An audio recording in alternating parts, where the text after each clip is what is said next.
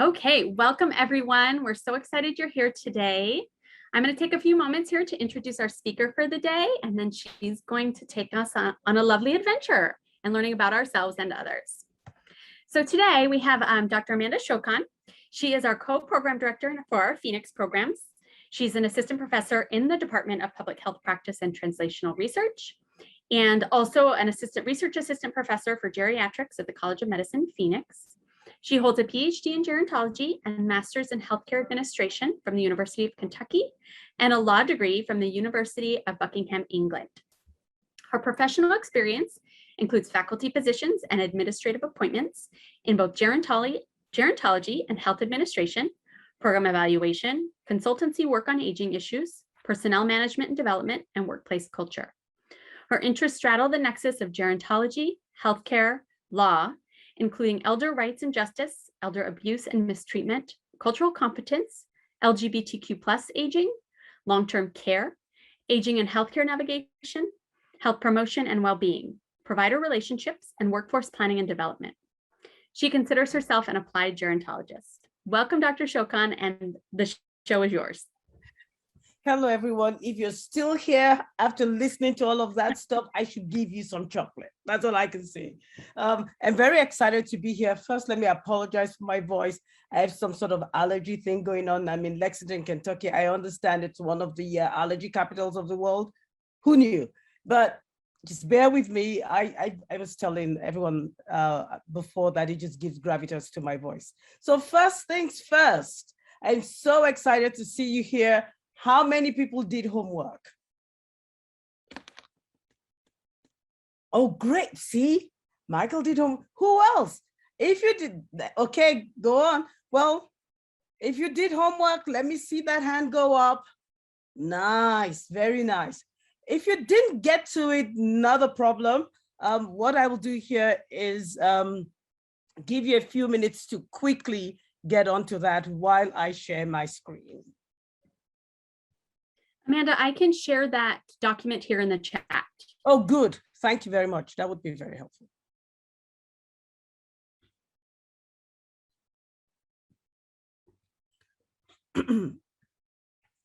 Okay. So today my talk is on who are you and why, and it's all about recognizing value in self and others. So to start off with, I would just like to remind you what you had to do for homework. I've got my breakout screen here. Okay, work with me. My computer's been on holiday for a bit now, so this should look sort of familiar. The gingerbread person on the side and the instructions on the left. But what you got was the gingerbread person with the instructions at the top. Same thing. Just quickly divide it. If you didn't do it yet, just quickly divide that gingerbread person. What I want you to do is think about who you are and why you are the person that you are and the things that happened, right? Or the reasons why you are that way. Because we just didn't just turn up as wonderful people, and just land someplace on earth. All of these things matter. So I would like for you to complete that if you haven't already done it. And for those of you who were awesome folk and did the homework, just look over it again and ask yourselves, now that you've slept on it, is there something that you're missing, right? So using a critical eye, go over that gingerbread person again and say, so why do I believe the things that I believe? Why do I think the way that I think? How did I come to understand the world the way that I understand it, right? And what are the things that, that came together to shape that? Here's our roadmap for today. Right now, we're doing the homework check, action recovery. The action recovery is if you didn't do the homework, recover now and put something on paper. Then we're going to talk about it. And in actual fact, what I'm going to do is create a few breakout rooms. And what I want you to do in your breakout room is look at your own sheet, have a conversation with the other people in your group, and try and figure out the ways in which you are similar and the ways in which you are different. But not by focusing on those things, but by focusing on the things you share that determine who you are today and how you got there, and the things that you don't share, right? And begin thinking about how those differences in the ways you got to be where you are and who you are, right, might make a difference in how you perceive the other person or situations and issues that you come across. So that's the next thing that we're going to do. And then we'll get back together in the group. We'll talk about default settings and what I mean by default settings. We'll talk about celebrating differences, and then we'll wrap up the whole thing, hopefully bring some sort of closure and some sort of meaning to the whole activity. And I'll open it up for questions at that point. Now, of course, if you have a burning question while we're going through all of these things, please just ask, because if you're thinking about it and you're wondering, somebody else probably is as well. So that's our roadmap for today. Does anyone have any questions for me? No? Okay. All right. So 5 breakout rooms. Kim, how many people do we have? 20? I can't see everyone. We have 30 students here. Okay, so 5 breakout rooms of 6. I'm automatically assigning folk. And I'm opening all the rooms now. So please find your room. Oh yes, I see magic happening.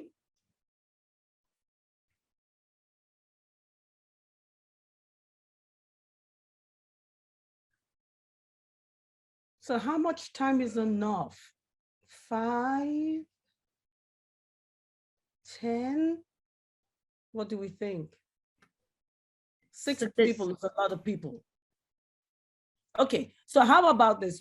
10 minutes in breakout rooms, right? If you finish early, let us know in chat, but 10 minutes. And this is one of those things where you get, well, like everything else in life, really, you get what you put in, you know, it's garbage in, garbage out, you put value in, value out. So please take this a little seriously, have fun with it, but make sure that your voice is heard and that you listen to other people in your group as well. So 10 minutes in the groups and we'll come back and check on where everyone is. So it's 10 past the hour, 20 past the hour, we'll all come back to the main group.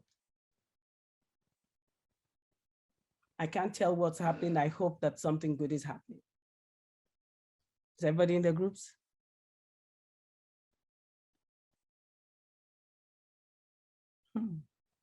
I have one group with 7 people.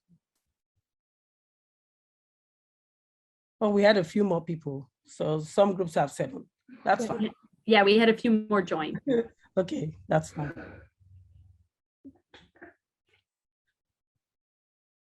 So I've always wondered, how do you go from one group to the other?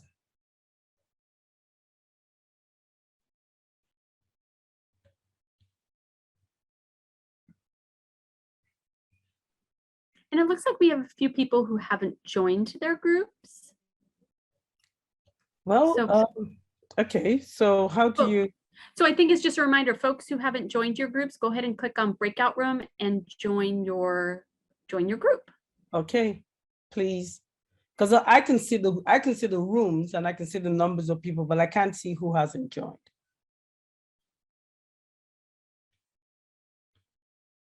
Okay, so is everybody in the main room? Can you see everybody, Kim? Yes, they're all back. Okay, great. All right, so hello everyone. What was that exercise like?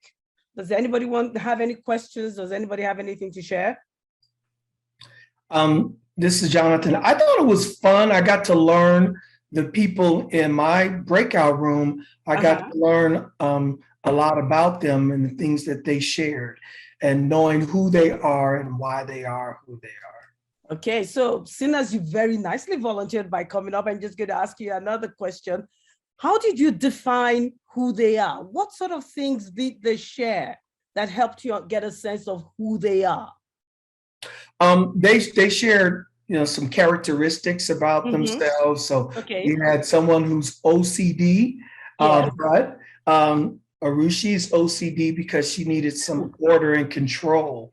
We have Adrina, who is very assertive because in some of the jobs she learned that people were taking advantage of her. And so she got to the point where she decided she would leave her last job and pursue her PhD. And that's why she's here with us. Nice. Raleigh has a childlike personality. He likes being around kids. He was educated kids. And so he has this childlike curiosity about things. And so that's why he's here, because he's curious and he wants to learn more. And Priyanka, she liked to travel. And she was away from her home when she moved to New Delhi. And she didn't have any friends there, and her friends were busy where they were. And so she started taking solo trips, and those solo trips gave her a level of independence. And so she's independent now. Okay, great. So thank you very much. So I hope you all were hearing the different things there, right? So some people defined something about them and then explained why that was, right? So if we take the OCD thing, it's about wanting order and control, right? And then if we think about, I think it was Priyanka, the last example, about the need to travel alone and how that built confidence. But I want to take it one step further, and I just want you to think about that.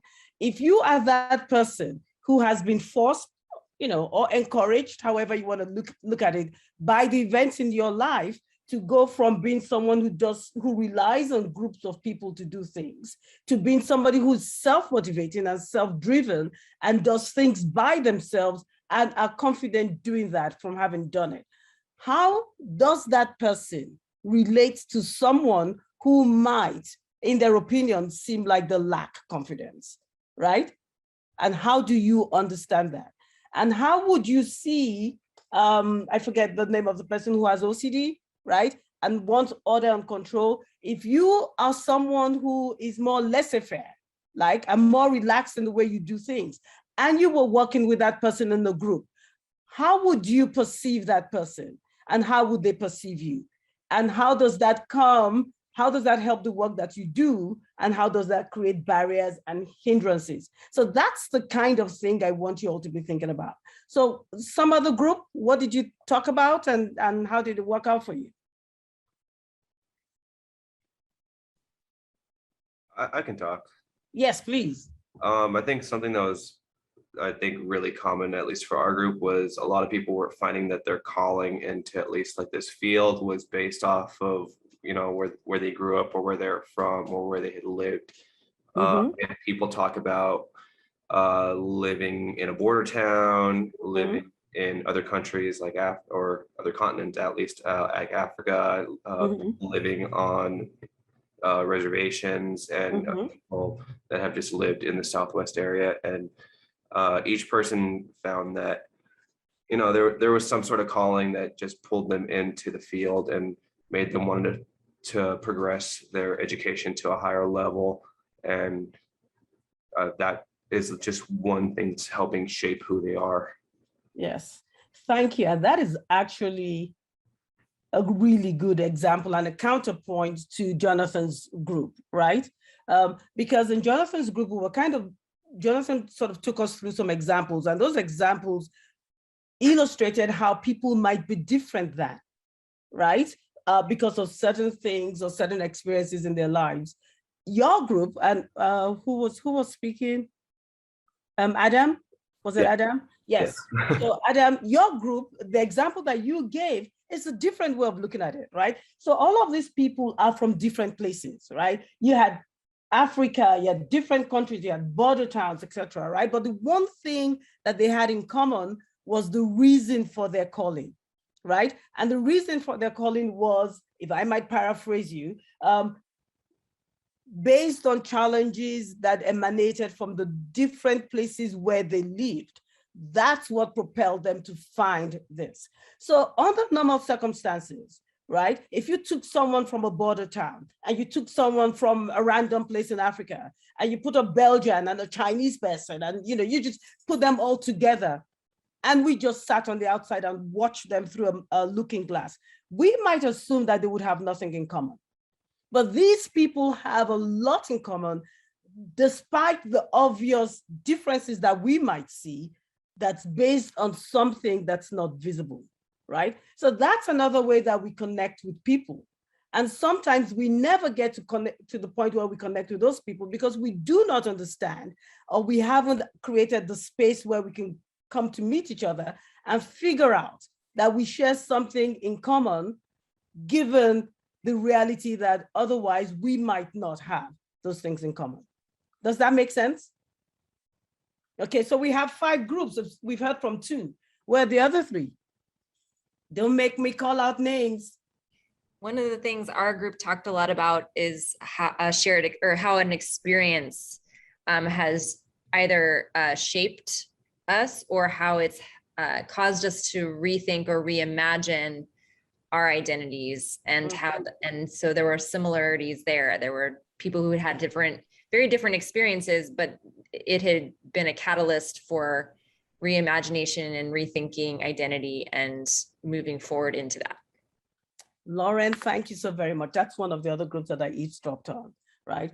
And this is another element. You all are making my task so easy here, right? So we've had the differences, the different elements, the unique elements that shape who we are, right? And maybe make it difficult, depending on whether we're aware of how it's operating on us or not, to recognize how we might come across to other people or how we might perceive other people against us, right? So if I'm somebody who likes order and control and you are someone who's a little bit more nebulous, then you might be the worst person or the last person I ever want to work with in the group setting, right? And that's because I'm judging you by my standards without understanding that you actually bring value, right? My order, my need for control is valuable. So is your ability to be nebulous, right? Because somewhere in the middle, we make magic. And then with Adam's group, we were talking about people from different places, right? Places that on the face of it might not have anything in common. Yet there is something that occurred to the individual experience within those places that creates a shared thing, right? The calling. And that's a spot or a platform upon which they can unite. And a lot of times we miss those platforms because we assume just by looking or listening, not deeply listening, right, that we could not have anything in common with these people, right? They're very different than us. And so there's no way that they can share our perspective when really there's so many things that we can share. And then I love what Lauren just said, because that's the other, it's an opportunity, right? And it's a risk, right? So on the one hand, change is the one thing that should be encouraged. And it's not change for change's sake, right? A lot of times we assume that who we are, I hear people say, but that's just how I am, and I can't change how I am. No one's asking you to change how you are, right? But what we're asking is to understand how you are and why you are the way you are, because when other stimuli come in, right, sometimes these things move things around for a good reason, right? And if you block that out because you're standing behind the wall of, well, this is the only truth that I hold to be self-evident, then you miss that opportunity. And that doesn't mean that everything that comes and shakes you to your foundation has to change everything. No, sometimes you go through the shaking and you're like, okay, now that the earthquake has passed, I still want to live in, I don't know, earthquake region, fill in the blank, right? And I'll take my chances next time. And sometimes you say, enough of all of this, ground shaking thing. I want to go out into Tucson, Arizona and live in some place. I'll take the heat. No more earthquakes, right? And sometimes you're like, hey, it doesn't matter. So, but we have to be open to the fact that sometimes we need to expand and open our minds, right? And to be willing to turn that flashlight that was so good at shining on other people inwards, to look at the little jigsaw pieces that make us and say, this used to be a house. Does it need to be a castle? Does it need to be a tree? And if that's the case, what can I do to make it that way? But more importantly, to be okay with checking why we are the way we are and ensuring or checking that it is still relevant for the time and the context that we're in. Because these things change. These things always change, right? So it might be a catalyst for change. It might just be a catalyst for self-examination and self-awareness. And the beauty of that is when you recognize that there is room for growth for you and for change, right? You're less likely to be afraid of that in other people. and you're less likely to judge that in other people.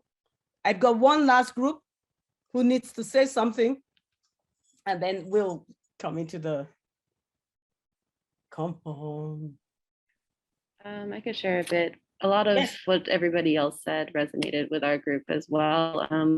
About experiences and how they shape people and the different forms of identity.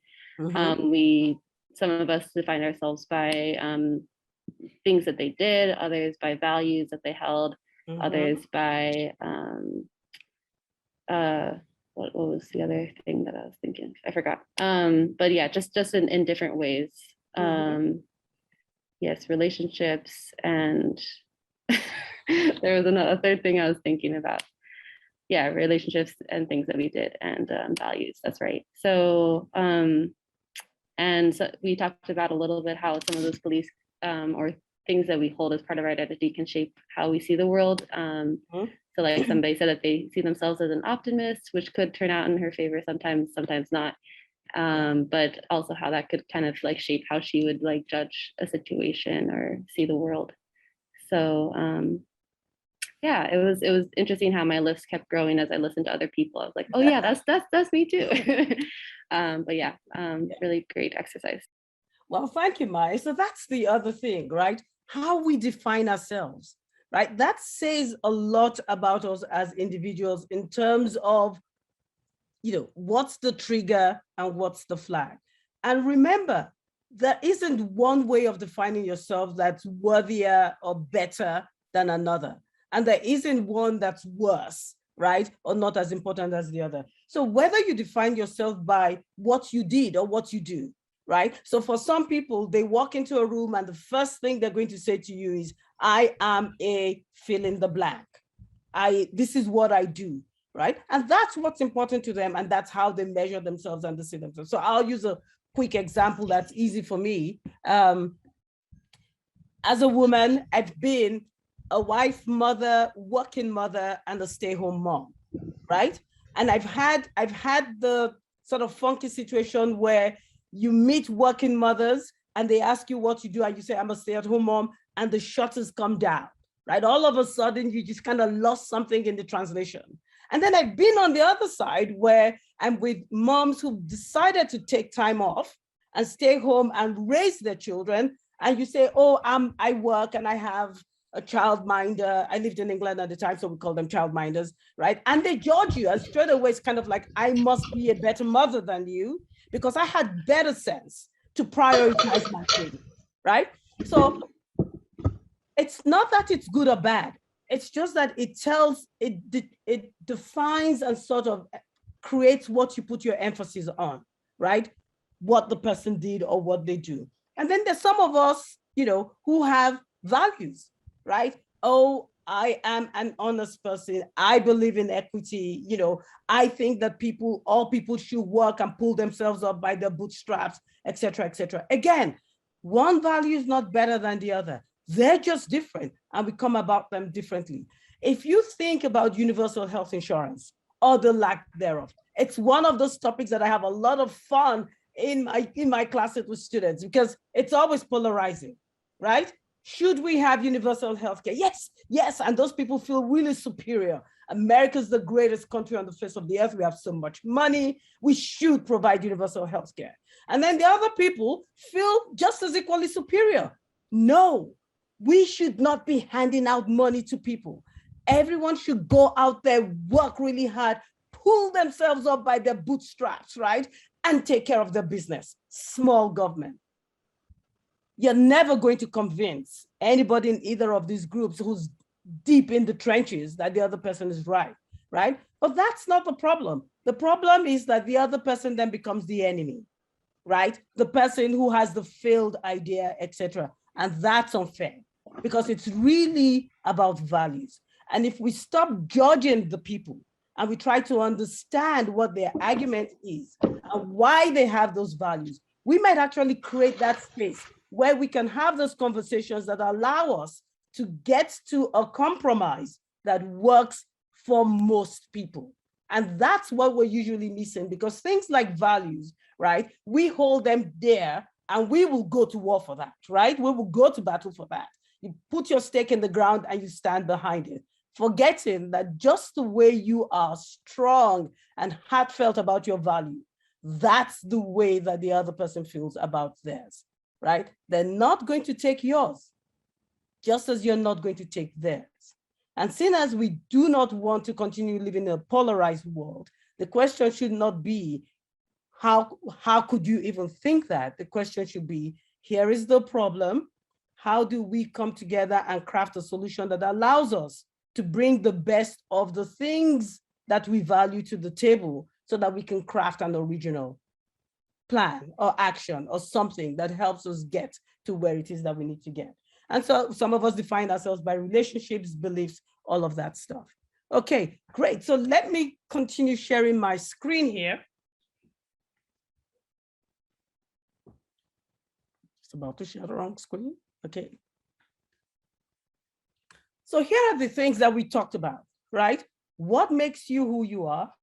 How do you see things and why, right? So what are the assumptions that you make? What are the labels that you put on things, right? And what are the conclusions that you make? And you better believe that all of us have these things, right? No one is tabula rasa.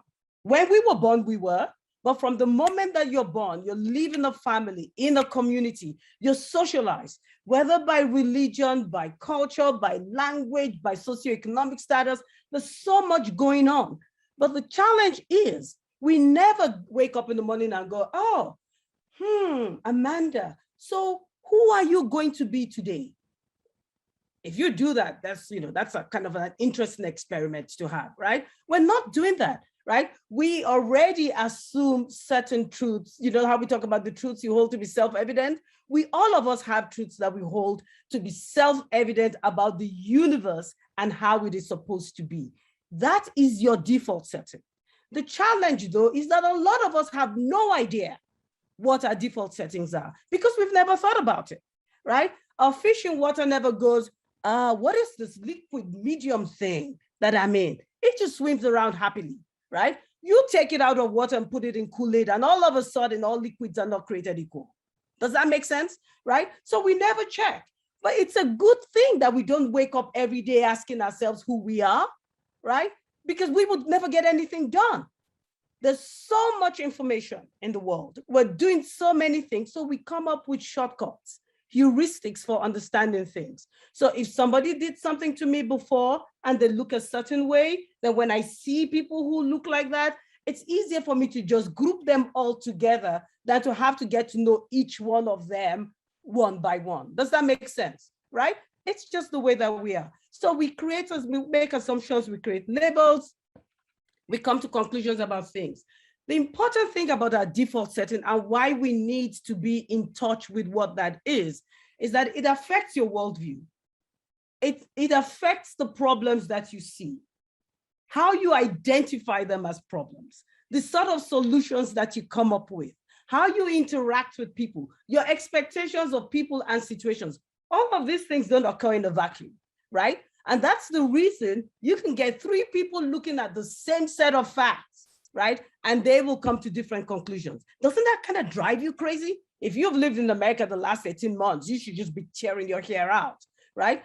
It's because no fact exists in a vacuum, right? I'm going to take it and I'm going to look at it. I'm going to filter it through whatever my lens is. The other thing that's dangerous about default settings is we want to protect ourselves. We don't want to wake up every morning wondering who we are, right? That would be too much, right? And so we filter out, without thinking about it, anything that threatens that self-image that we have, that default setting, right? And then we just let in just the things that confirm the assumptions and the labels and the conclusions that we already have. Big challenge, big challenge. Now, am I saying cast out all your labels and your assumptions and stuff? Heck no, right? You have them for a reason. I'm Nigerian. I've lived in the US for, I don't know, my son's 27, 25 years, right? I lived in the United Kingdom before that. You better believe that all the different things that I've experienced make me the person that I am today. To shut any of them down is to do myself a disservice. So that's not what I'm asking. What I'm asking, though, is be in touch with your default setting. Understand what it is. What are those strings that sort of pull you when you do not know that you're being jerked up and down, right? Because guess what? When things are fine and normal, your default setting is on holiday. The minute you perceive risk, danger, uncertainty, whoom, shakalaka, there it is, right? Rush into the front like a knight in shiny armor, right? And now we're in trouble because even you cannot tell why you're responding the way you're responding. So we need to be in touch with our default settings so that we can check it, right? So when the Nigerian in me rushes out, guns blazing, right? I can say, down, girl, down, down, not for this particular event. Tomorrow might be a good day to bring the Nigerian in. Today, we just want the citizen of the world who's just, you know, whatever, fill in the blank, right? So that's the reason that it's important. The other thing that I want to talk about is the who am I exercise. You see all the babies and the houses and everything, right? We've talked about the perspectives, the expectations, etc., the lens, right? The next thing that's important is the effect, how that affects you. And I already talked about the default person rushing out when you're in crisis or when you're confused or whatever. But think about how it affects other people, right?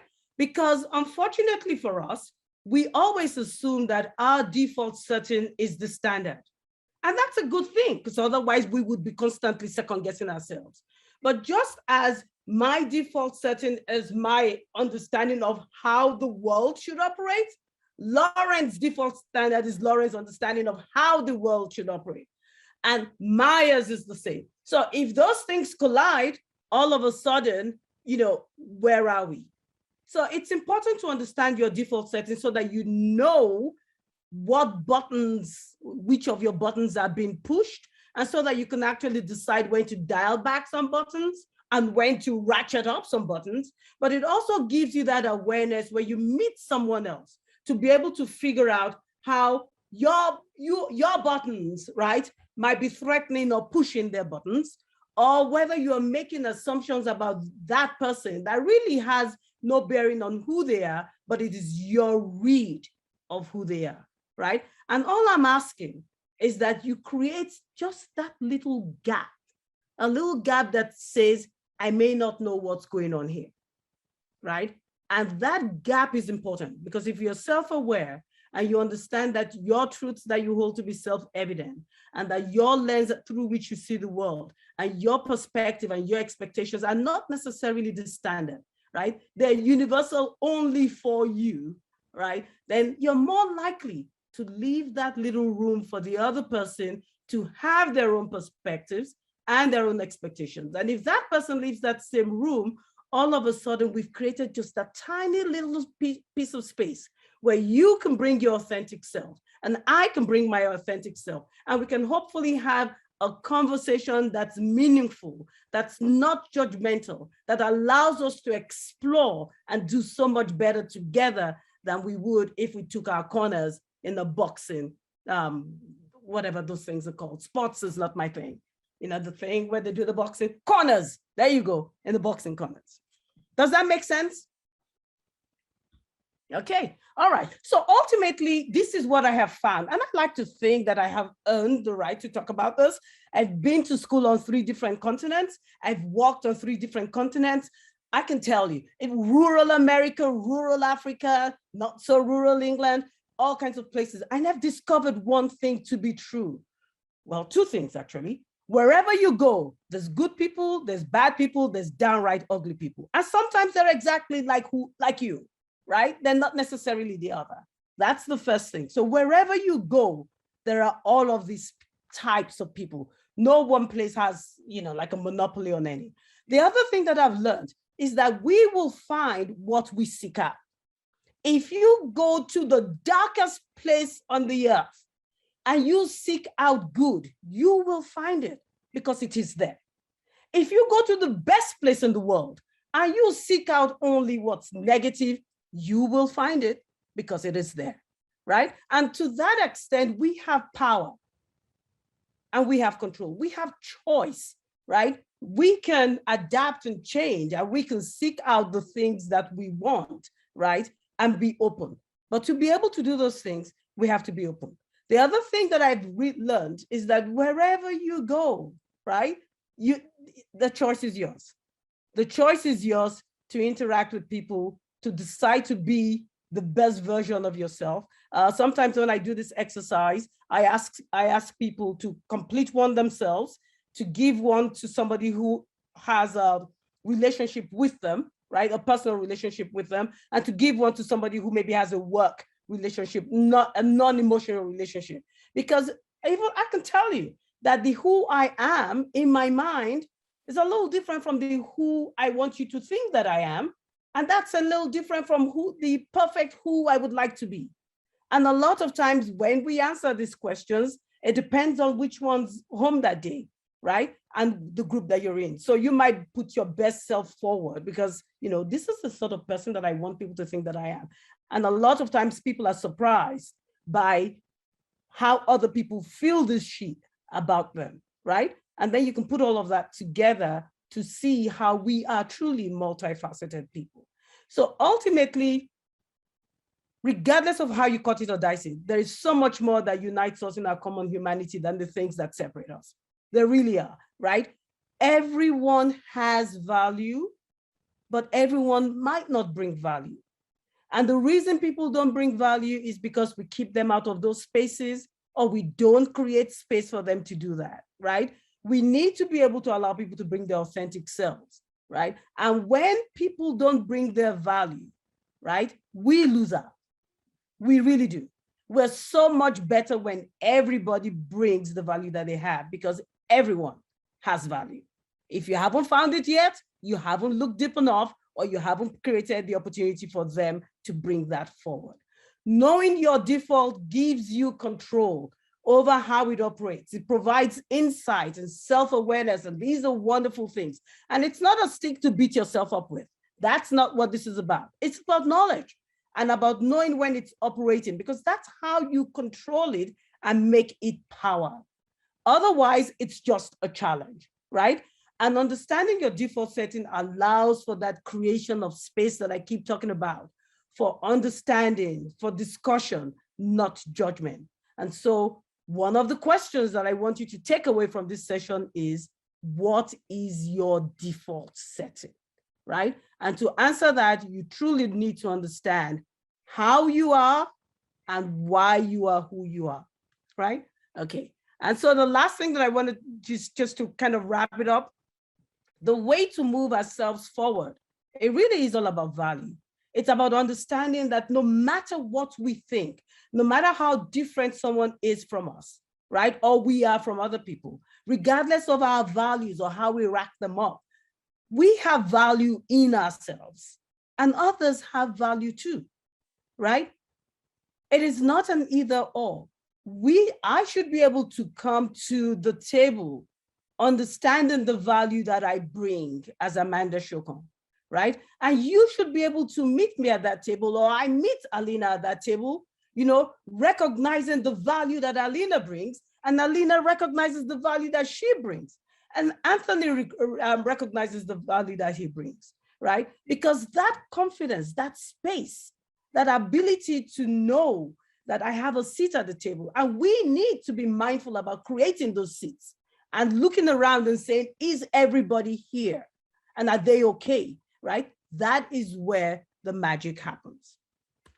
So recognize value in yourself and others. If you cannot recognize value in yourself, you might think you recognize it in others, but it's something else with a different name. We don't have enough time for today, and I think I already went over my time, all right? Be authentic and permit other people to be the same, right? Every time people talk about the golden rule, treat other people the way you want to be treated, that is a fallacy, because you're already assuming that I want to be treated the way you want to be treated. I might not care to be treated the way that you want to be treated. I might want to be treated some way different, right? And so if that's the golden rule, the platinum rule has to be treat other people the way that they would like to be treated. Because the other one, the golden rule, which we have lived by, and it has good antecedents for so long, requires the assumption that they like what I like, right? Big problem there, right? So extend grace always. A lot of times we jump to the worst conclusion about why something happened. I do that with my kids all the time, right? You know, extend grace. Leave that little room first that says, okay, I'm not going to think the worst. I'm going to let you earn, you know, either the grace or show me that, yes, you really do deserve for me to think the worst about you. Extend grace. We're not trying to be stupid people here, right? We're just trying to understand stuff. And sometimes, you know, you have to just write people off and say, I don't know what's going on here, right? But that should not be the first thing that you come to. And even when you do that, right, it's not an all or nothing thing, because guess what? I may not be a wonderful coffee maker, but I might make a seriously awesome, I don't know, taco, right? You know, and so when you're making tacos, you want me. But if you already cut me up and hack me into little pieces and ship me up somewhere, when the taco time comes, I'm going to be nowhere for you to use me. Okay, so that's kind of what the sort of things that we need to think about.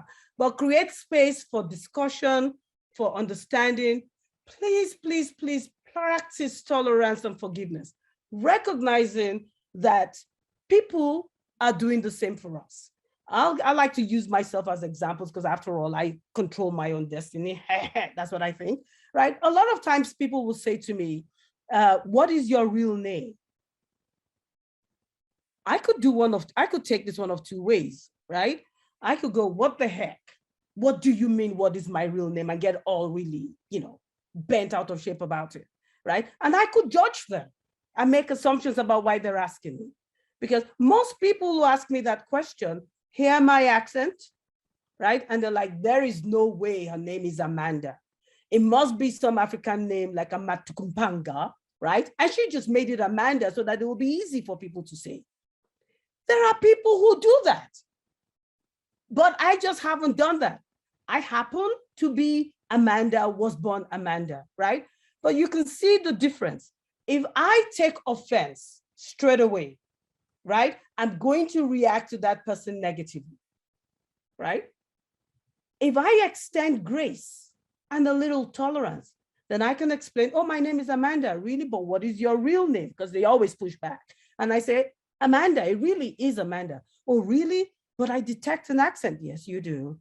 Yes, you do. Right? And then depending on how much time we have, we could have a conversation about how my father liked the name Amanda, yada, yada, yada, or not, depending on my mood. Some days I just say it's Amanda, that's it. I got nothing else for you, right? But I'm not approaching it from they're trying to minimize me, right? Or take something away from me, right? Sometimes people just don't know. Sometimes people just are ignorant.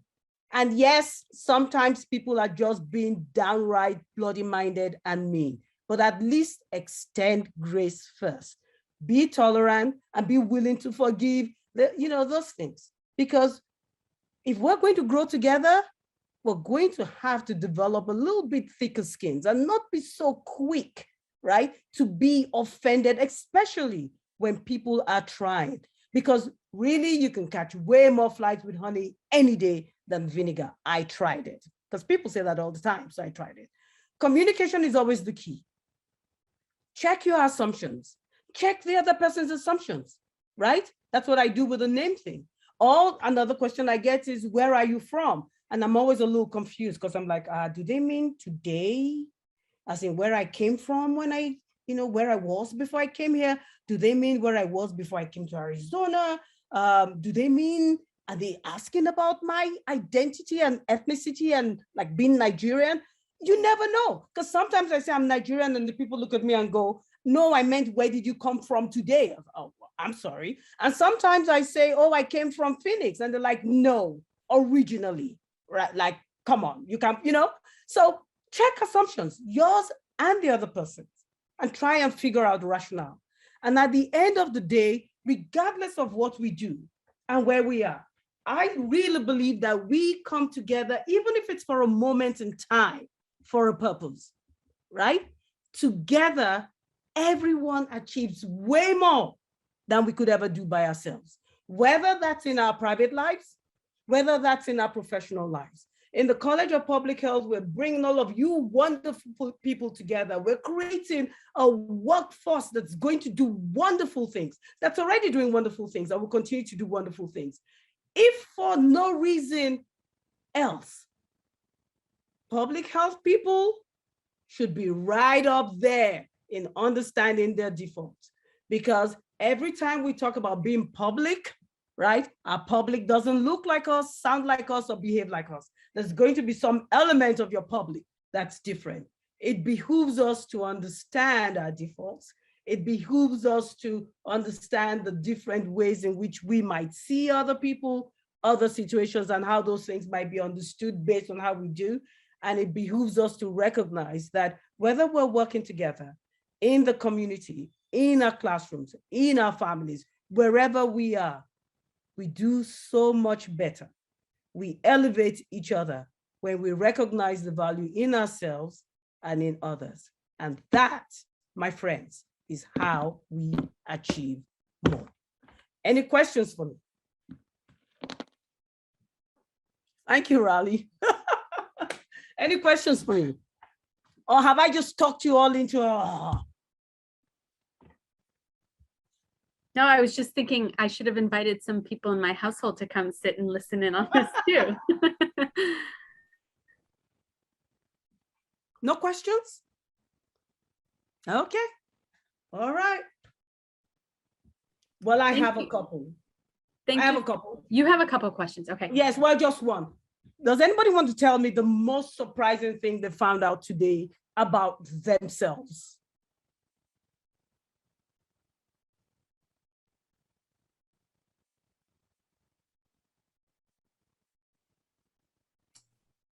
So I'll share with you. Yes.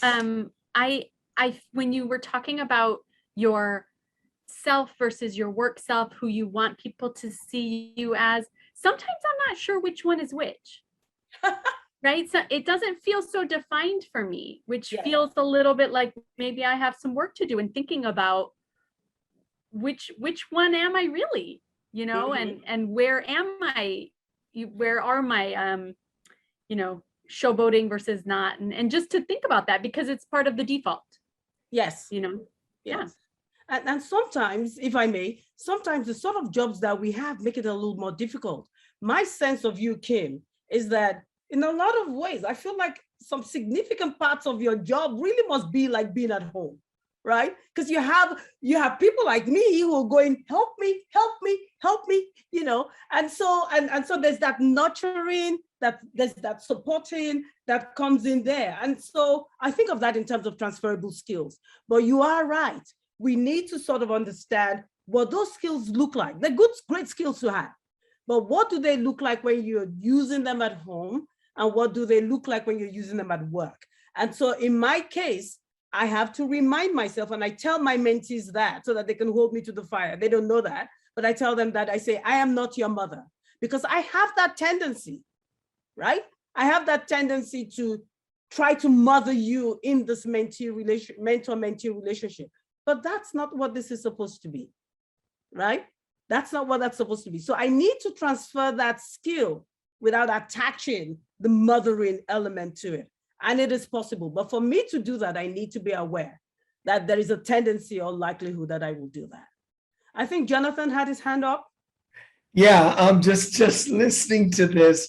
I recognize that I'm intolerant to people who reject science.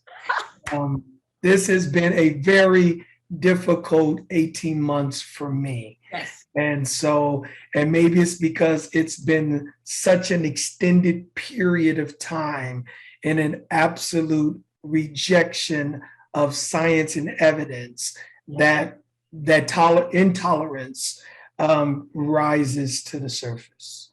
Yes, and that's a great example. And I know we need to wrap this up, but I do want to follow that up with one question, Jonathan, because it's so relevant for us, right? So what does that do for you then? You know, the lack of tolerance for people who reject science. So then how do you respond to the people And how do you see the people who reject science? I'm just doing some self-awareness. I do not extend grace, and I'm prone to just cut them off. There you go. I don't even want to engage it. It's not going to be productive. If you just reject science, then we don't need to even have the conversation. Exactly. Right. And here's the interesting thing. The people on the other side are looking at you going, I can't believe that he would let science lead his life so badly, right? And they cut you off, right? So somewhere in the middle, if cutting people off is not an option, which it really isn't, right? Because look at the Delta variant, right? If cutting people off isn't the option, then we have to start thinking outside the box, right? How can I stick with my understanding of science, right? But still find a way to walk 5 miles in the shoes of the, no to science people, maybe begin to understand how they might have gotten to where they are. And in understanding that, I might begin, nobody said it's magic, right? But I might begin to be able to see why they cannot see what I see. And if you can get a small understanding of what's working behind, you stand a much better chance of reaching those people than if you just go, I'm sorry, I can't believe that you can't see this. You must just not be bright or something. And I hear people who say that, who hang on to the lack of scientific, whatever, as a shield, as almost like a badge of honor. Well, I know you all think that you people are on campus and your professors and stuff, you all think that you're smarter than we are, but you're not, right? And that is a sad place, because now they're responding from a position of being defensive, right? We've set it up so that for them to come over to our side, right, they have to agree that they are less than. Or for us to go over to their side, we have to agree that we're less than. We need to think better about how we create win-win situations, right? Where people can still feel respected, where we don't burn things down in order to build things up. Yeah, okay. All righty. We do have to wrap up so that the Yes. cohort can have some cohort building time. But I just can't thank you enough. I feel like all of us are saying, oh, I have some thinking to do. And that is the beauty of the session that you just gave us. So I thank you so much, Dr. Shokan. And students, we will see you tomorrow morning. We'll see you tomorrow morning, Amanda. Yeah. So we'll see everyone tomorrow morning. And thank you again so very much. Thank you so much for your time. Amanda, before you leave, if you wouldn't mind, Amanda, if you wouldn't mind